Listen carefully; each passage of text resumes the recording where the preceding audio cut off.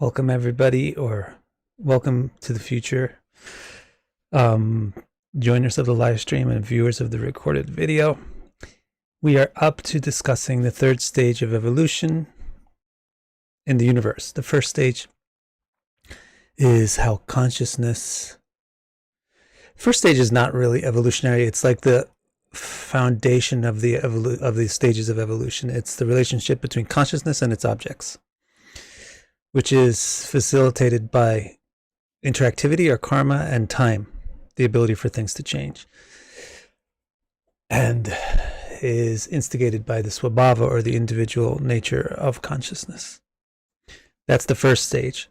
The interaction between those two then generates the second stage of evolution, in which the swabhava of consciousness, or the individual nature of consciousness, interacts with the three particular qualities of their objects, and develops different fundamental building blocks of reality: mind, intelligence, ego, earth, water, fire, air, and space, and the qualities to perceive, the qualities of earth, water, fire, air, and space, which is sound and touch and taste and sight, and then the ability to perceive those things, and then the structures, the organic structures, the biological structures, but the blueprints for the biological structures of that will become the sense organs in living creatures.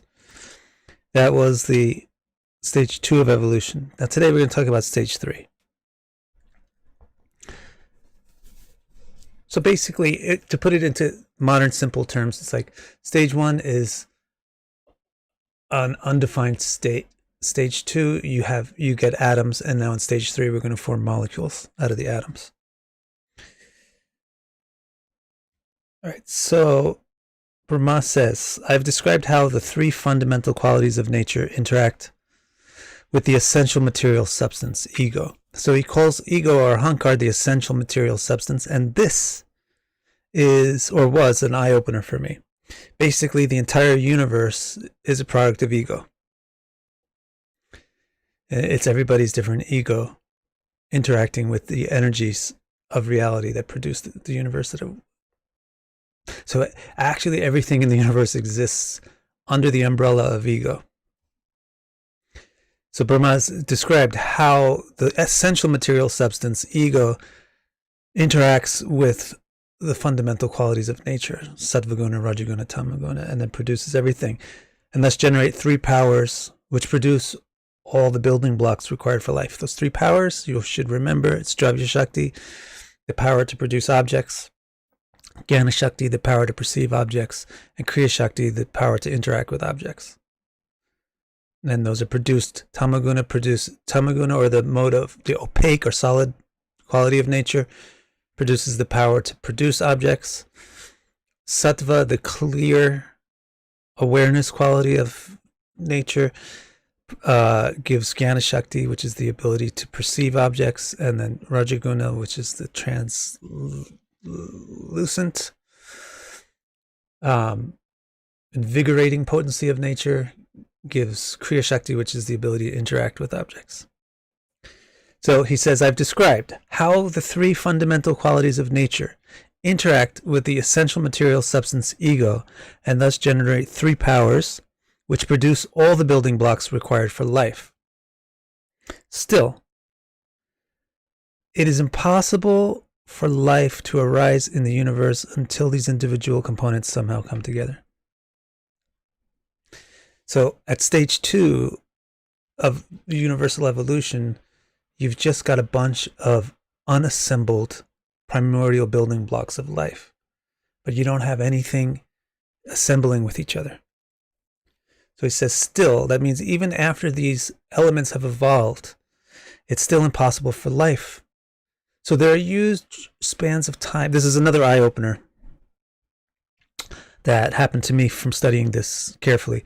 There, according to the Bhagavatam, according to the Vedic viewpoint, there are enormous spans of time in which there is no life in the universe. The universe cannot sustain life. So, for example, all this time that level 1 and level 2 is going through its evolution, there cannot be life forms.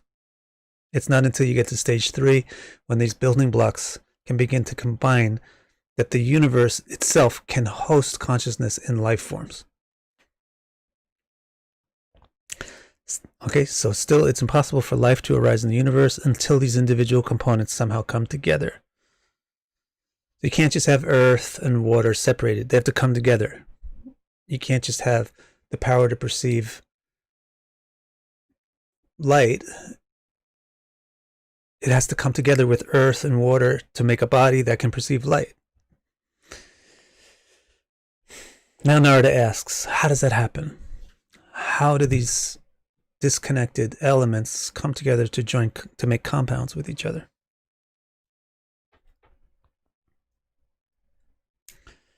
And Brahma answers. Now his answer is that it's the same force which drove the evolution in stage 2 is now going to drive the evolution in stage 3. It's the will, the energy which is acting on the system. You know how like in physics, there's a principle that a system remains as it is unless something outside the system acts on it. If you introduce some energy from outside the system, then the system changes. So the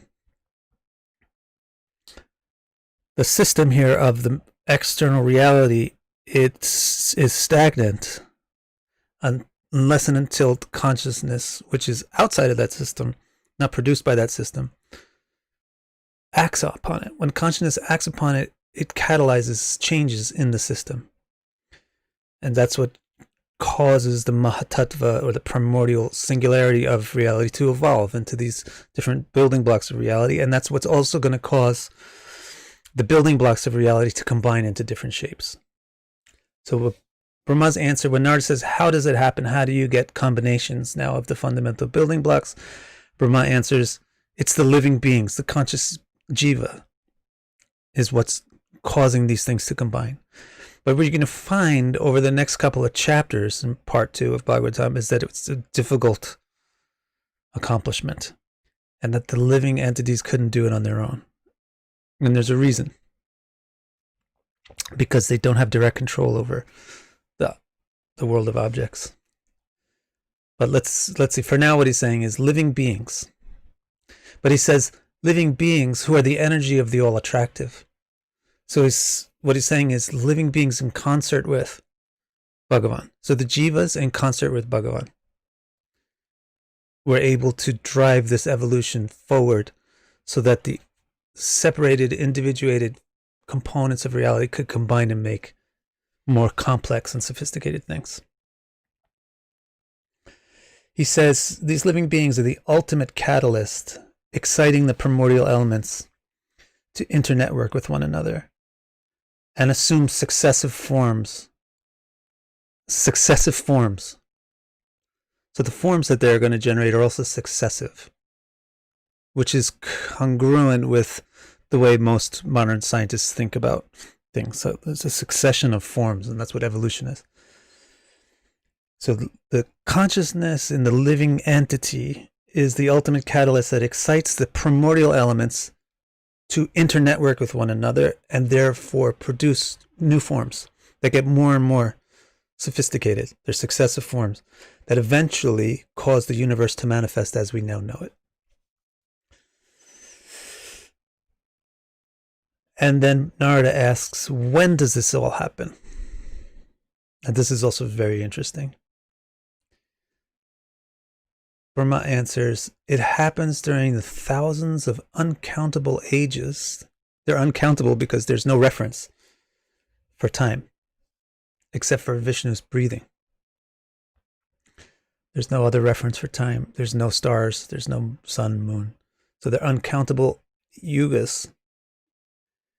So he says, it happens during the thousands of uncountable ages, while the universe is submerged in the cosmic ocean.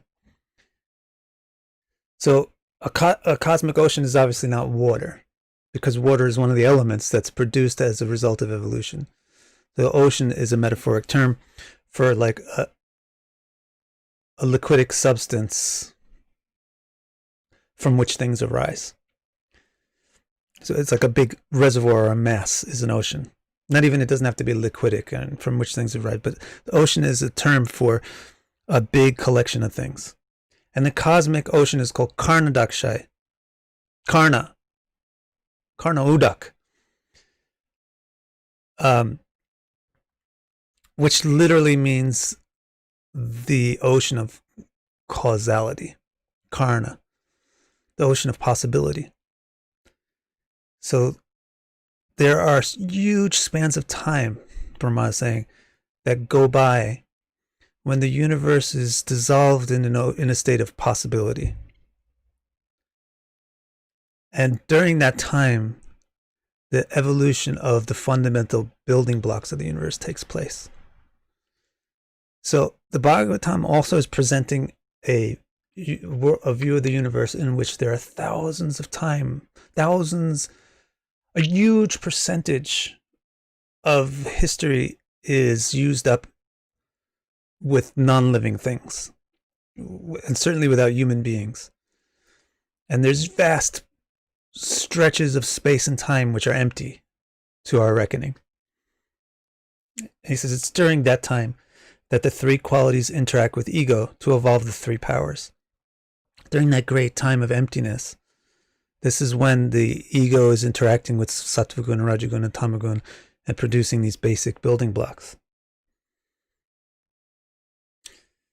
When this process is finally complete, the Purusha and the living entities situated within the forces of time, destiny, and psychology animate the inanimate universe.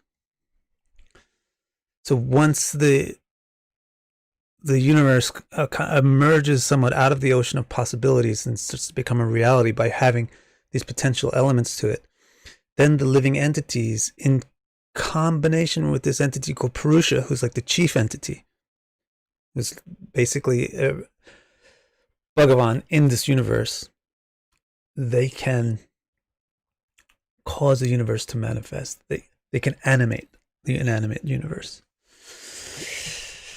And that's where we're going to end this chapter. Let's see if you have any questions so far.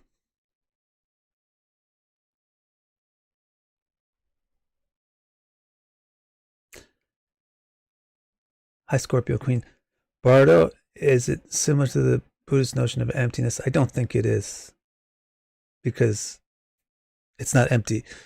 It's an ocean of possibilities. I don't know what the Buddhists are talking about. I'm not a Buddhist, but I think they mean zero. When they say zero, they mean zero. That's what I asked my grandfather. And he said zero means zero. My grandfather was a priest for Buddhism, for the Japanese Buddhism. So I can't comment on Buddhism. But it's not zero. The ocean of possibilities is not zero. It's more like what scientists think of as when they try to think about singularity and what's beyond the singularity, and that they're thinking of this. Any other questions?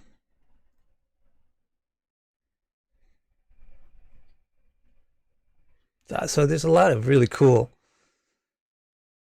eye-openers here about how the Vedas conceived of the universe. And when I was a kid, I remember I used to love to watch the television series Cosmos by Carl Sagan. I probably watched it like 15 times. It was a PBS series back in the day, but now you can get it on DVD or YouTube or whatever. And I definitely remember him saying that of all the cosmologies of ancient cultures that he knew of, the Vedic cosmology was the closest to modern viewpoint.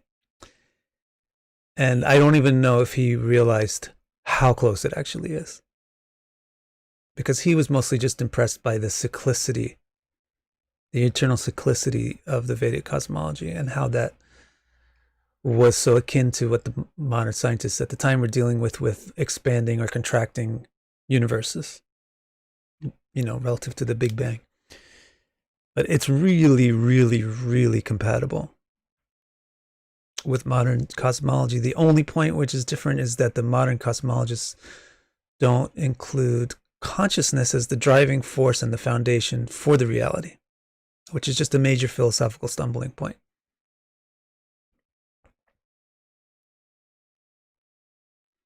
No, psychedelics, I don't know. Whose enlightenment are you talking about? And why you would say psychedelics, I don't know. Swixt. So the eye openers here are like, wow, first of all, we're talking about evolution. We're not talking about creation, boom. We're talking about how things evolve on their own, because of their own inherent properties. Just because of the attention given to it from the will of consciousness, the consciousness willing to experience, wanting to experience and use the external energy, causes it to evolve. So that's one interesting thing, is that the Bhagavatam is presenting an evolutionary concept of how the universe comes into being, and then the spans of time that it's talking about, and how much time goes by with basically emptiness. And therefore, I believe that it's related to how you would look at space, because space and time are related, and see so much emptiness in space. It's mind-boggling, and these huge durations of time, the trillions and trillions of years where there's nothing but atoms being formed. Yeah, but Swixt, we haven't even talked about Soma.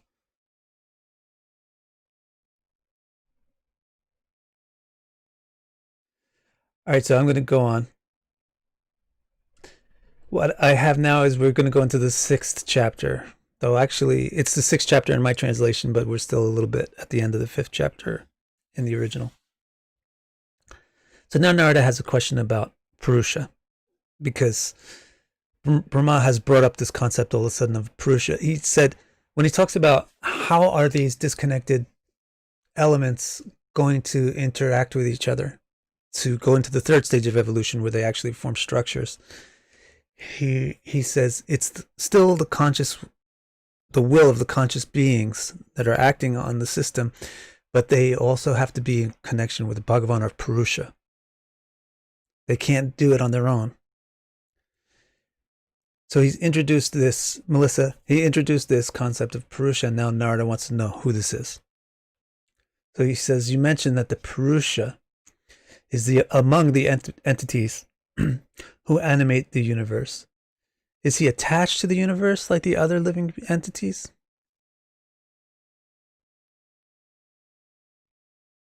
So think of that question. I'm just going to address Bartos's question here.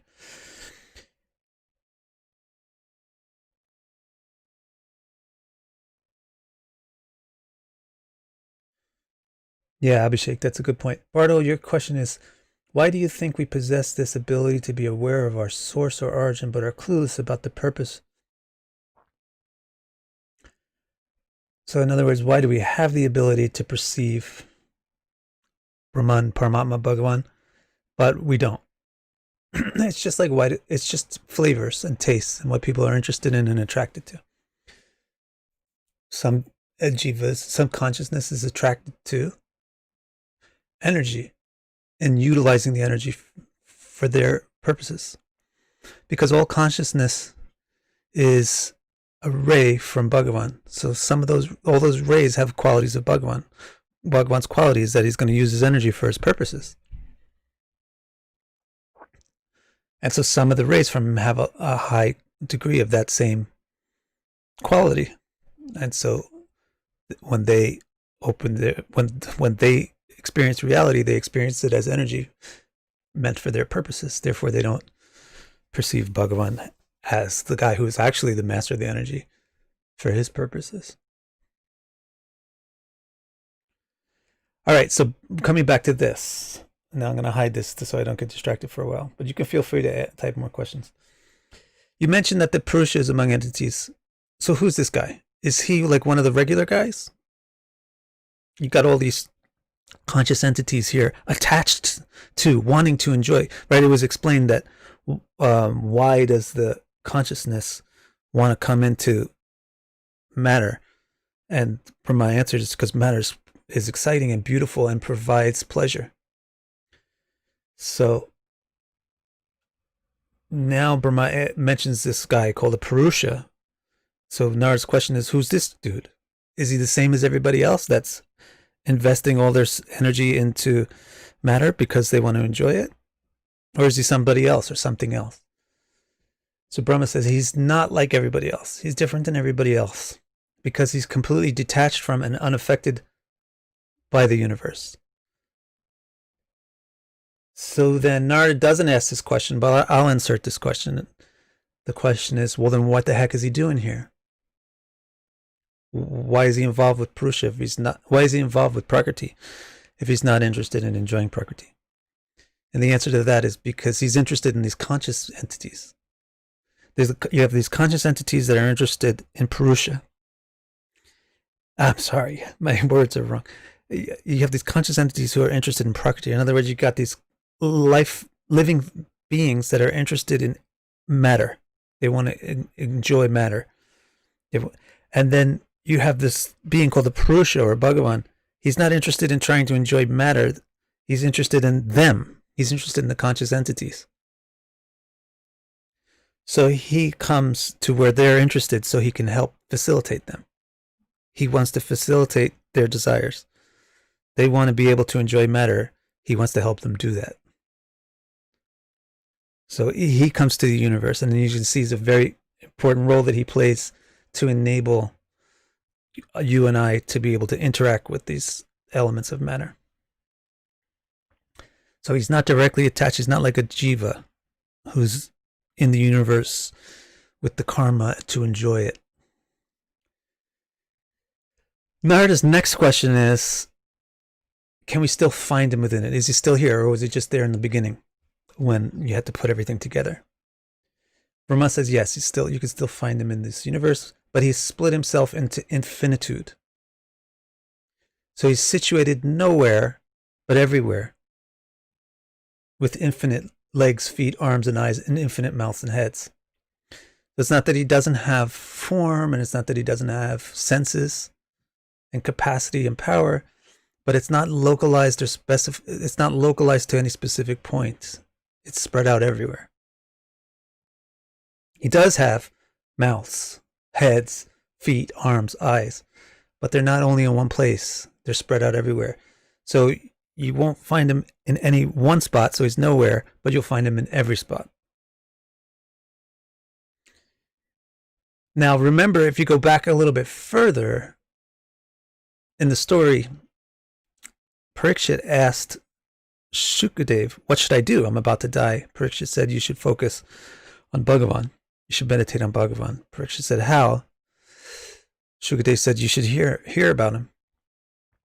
Parikshit said, do I have time for this? I only got 7 days to live. Shukadev said, yeah, you got plenty of time. You can do it systematically. Parikshit said, okay, then what's the system? What's step one?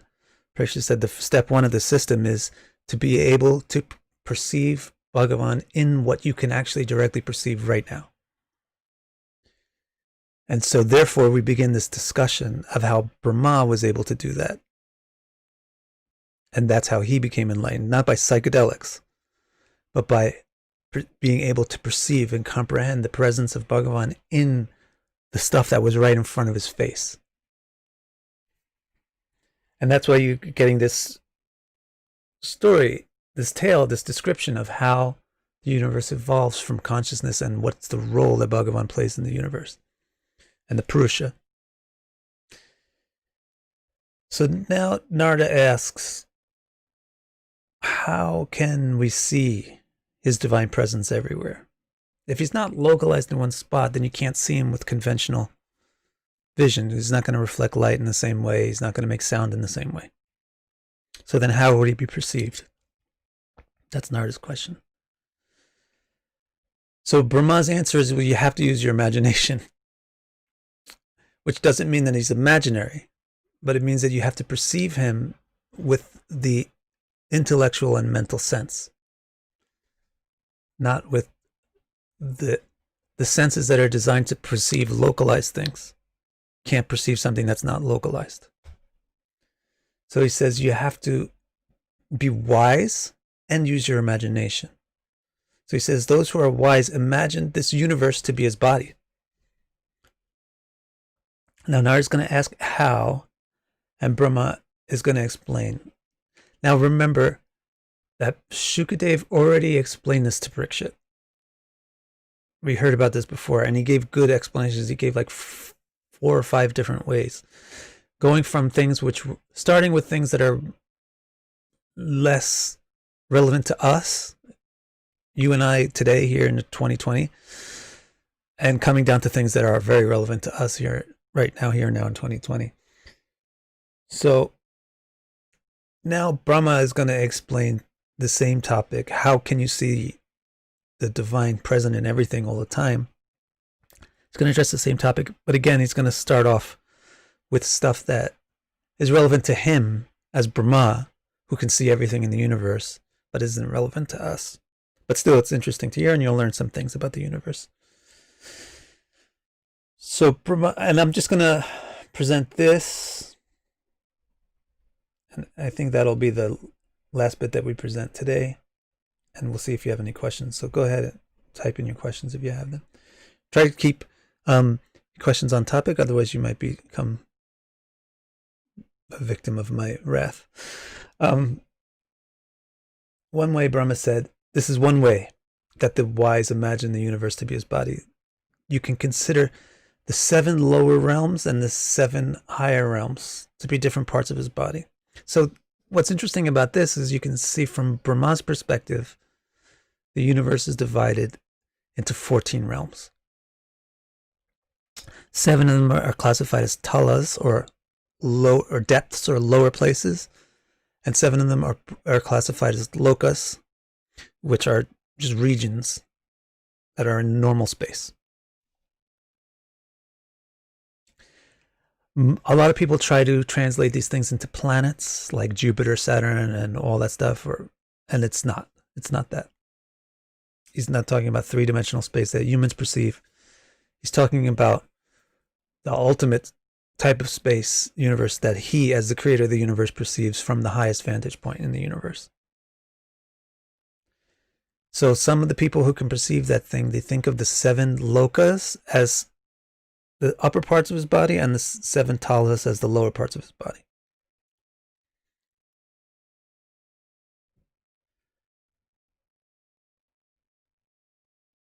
So the middle is split from the waist. Another way he continues to imagine different types of people to be different organs on the universal body. Imagine that the intellectuals are his mouth, administrators are his arms, merchants are his legs, and workers are his feet. So again, we already went over that really, because this is the same exact thing that Shukadev told Parikshit earlier. But here's something new. Narada asked Brahma to expand on the short description he just gave about how the various realms in the universe can be thought of various parts of the Purusha's body.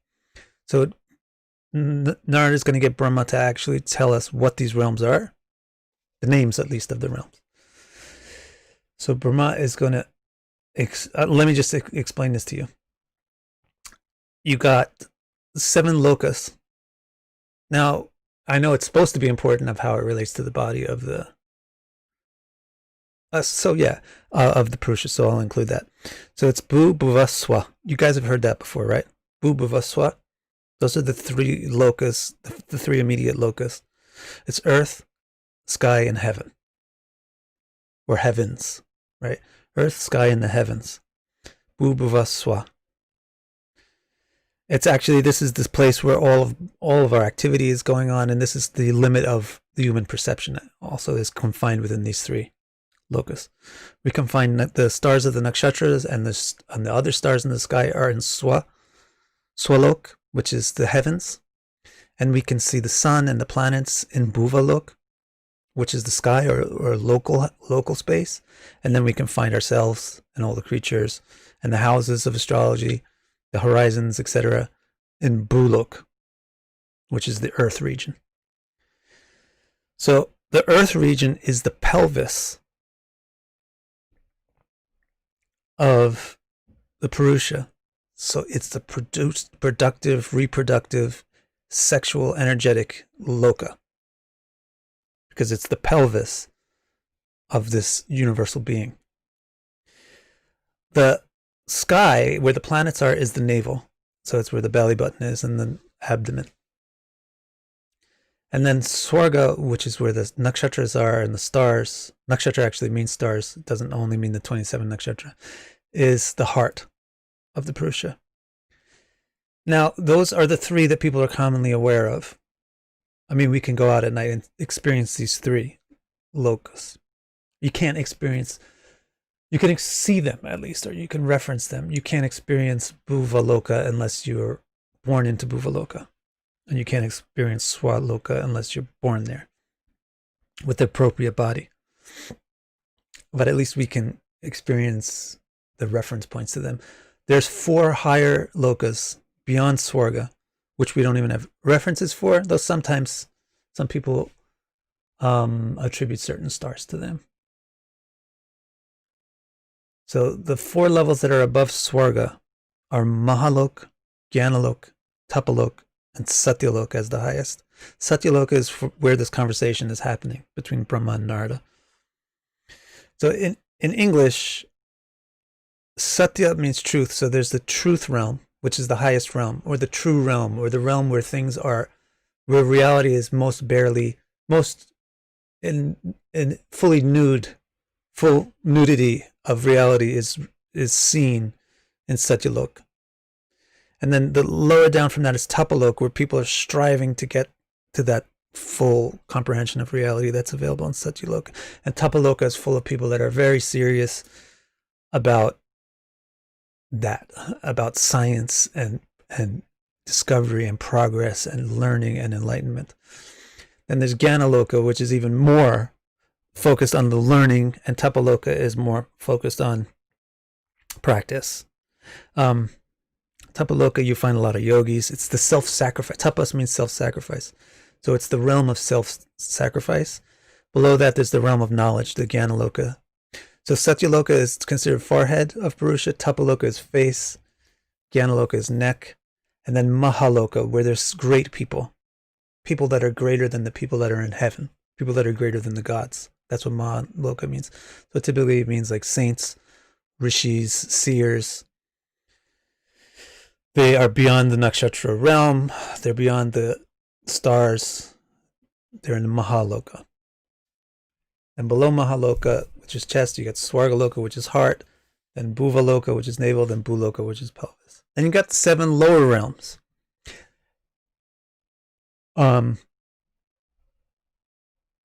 These are called talas, not lokas. And tala means a depth. So the names are Atala, Vitala, Sutala, Talatala, Mahatala, Rasatala, and Patala. In English, it's Atala means the bottomless pit, the depth, you know. And then Vitala means it's extremely deep. And Sutala means it's the best depth. It's the depth. This is what we really mean when we say depth, deep. And then Talatala means the depth below the depths. So again, I think you got these first 3. I don't really know about these. Excuse me. These first 3 are probably somewhat accessible in some representation from the earth realm, but beyond the first 3 down, it gets much more distant. So Talatala is appropriately named as the depth below the depths. The Mahatala, the great depths. Rasatala. Mahatala, it also means like astonishing depths. Rasatala means intoxicating depths. And Patala means the depths of feasting. And so you go down from buttocks, thighs, knees, shins, ankles, feet, soles. Those are the 14 realms. Whenever you hear you often are going to hear a reference to 14 realms, 14 worlds. Those are the 14. Beyond all this, Brahma stipulated, is the eternal spiritual realm. So there's a realm in which consciousness exists effortlessly without the need to go through all this karma of manifesting things. And that's beyond Satyalok and beyond Patalaloka. And then finally, the last thing I want to mention is Brahma also explained that some people have a simpler paradigm in which you just have Bhu, Bhuva, and Swa. And you just consider Bhu the feet, Bhuva the abdomen, and Swarga the head. Just interesting information for you. Not really particularly, for me, it's, I don't know, practical, but it's nice scientific, cosmic information. Let's see. What questions you got? Today we discussed stage 3. Life comes to stage as a tool for consciousness to experience and know itself. Can we suggest that other stages might not involve living forms, but something else? Right, there's no living forms in stage 2 or stage 1, but there's consciousness. It has not manifested in matter. It has not manifested a vehicle in matter that it can occupy until into the stage 3, until well into stage 3. But it's in stage 2, consciousness has pushed matter to evolve the structures that it requires to manifest those forms. So you don't have life forms in stage 2 of evolution or stage 1, but you always have consciousness as the driving force.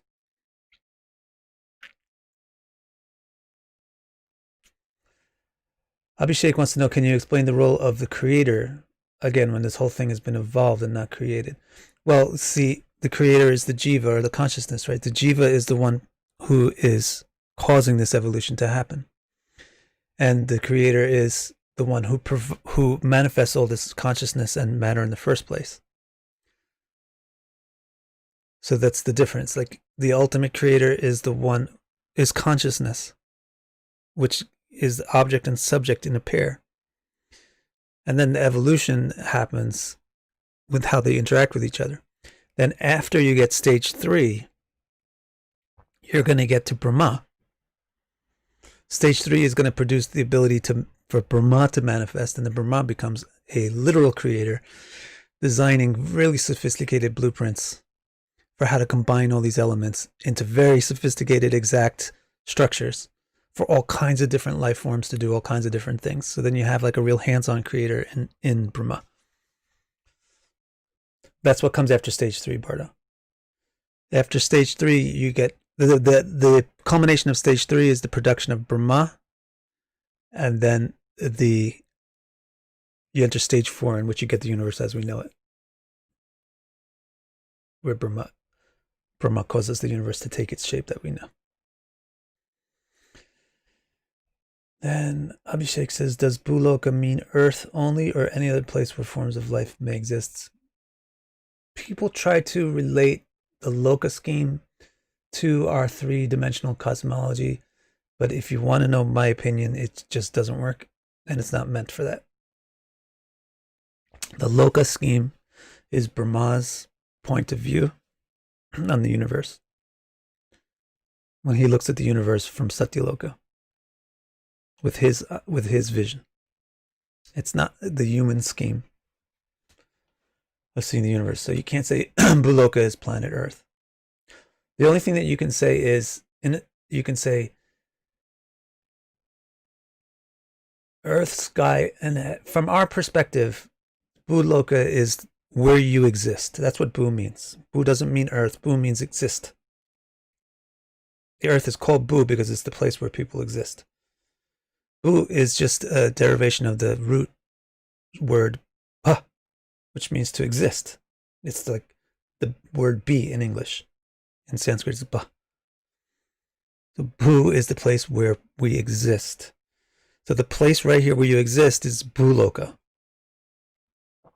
A little bit Bhuva, a little bit beyond the place where you exist, slightly out of your ability to exist there, it's called Bhuva. So it's like anything way up in the clouds, in the outer atmosphere, and just beyond the atmosphere. So technically speaking, the sun and the zodiac belt and the planets moving through it are part of that whole system of Bhuva. From our perspective, from our 3D perspective. That's what I'm saying. With the three-dimensional human perspective, you can only see up to Swargalok. And the Swargalok is more distant. It's where the nakshatras are. So Bhuloka is it Earth only? I think so. But it's not. It doesn't literally mean Earth, and especially doesn't mean Earth planet or globe or something like that. I do think it's probably Earth only, but there are multiple Earths in the Vedic concept. In the Vedic concept, there's multiple. There's not just one instance of these 14 realms. There's multiple infinite instances of these 14 realms. And it's not really a relative term. Like you said, it's not like, for example, Brahma lives in Satyaloka, but he doesn't call Satyaloka Bhuloka just because he exists there. Because the majority of existence in the universe is happening on Bhuloka. That's where the majority of life and karma is transpiring. So it's called Bhuloka.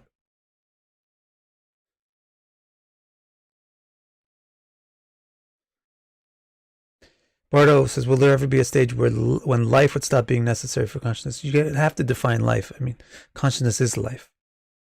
But if you mean, is there ever a stage when consciousness doesn't have to inhabit a body? The answer is yes. There are two stages in which consciousness doesn't have to inhabit a body. One, if it's completely comatose. If it's completely inert and inactive, then it doesn't require any tools. And the other is if it's not inhabiting a body, but if it's manifesting a form. So if it's existing in reality and truth with Bhagavan, then it manifests personality and form and shape with him, which is different from manifesting, occupying a body. Slightly different. Or at least I'd like to say so. But honestly, the best answer to your question is basically no. Is there ever a stage when consciousness doesn't require a body? No, consciousness is incomplete without its body. The only stage where it wouldn't require a body is if it's not doing anything at all. Not being aware of anything at all. All right, folks. Thank you for your attention. Glad to have everybody here. And I'll see you tomorrow. We still have one more day for all this. So what's the coming attraction for tomorrow? Coming attraction for tomorrow is we're going to hear about this Purusha and how the Purusha itself, the body of the Purusha is the universe and is the prototype for everything that manifests in the universe. It'll be an interesting thing. And actually, what you're going to hear next, have you heard of Purusha Sukta? It's a part of Rig Veda, 10th mandala. The Bhagavatam is going to explain Purusha Sukta. And that's what Brahma is going to do next. Brahma is going to explain Purusha Sukta. The Purusha Sukta means the explanation about Purusha. It's present in Rig Veda, but the Bhagavatam gives a bit more detail on it. So that's what's coming up tomorrow. Okay, guys. Thank you very much. Thank you, Bardo, as always.